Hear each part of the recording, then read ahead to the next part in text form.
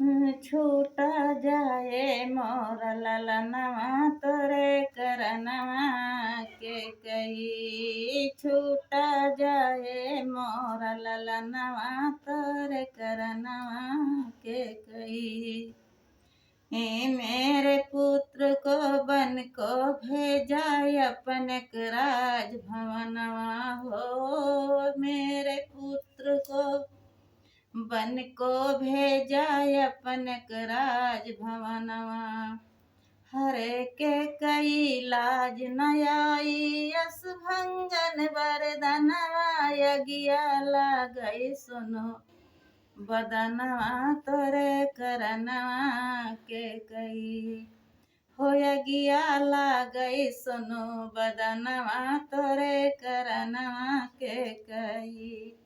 छूटा जाए मोर ललनवा तोरे करनवा के कही।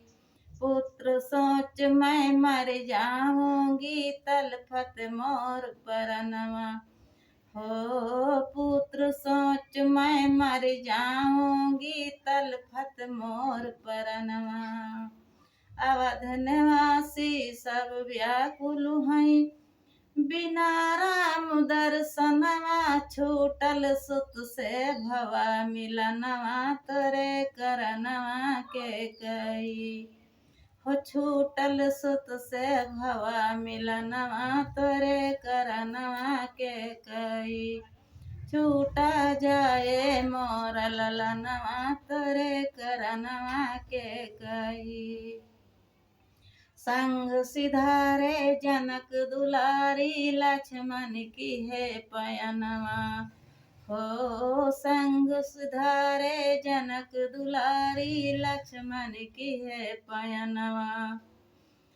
जंगल बीचे बहुत विकट है कुसाडा बुगड़ जाई।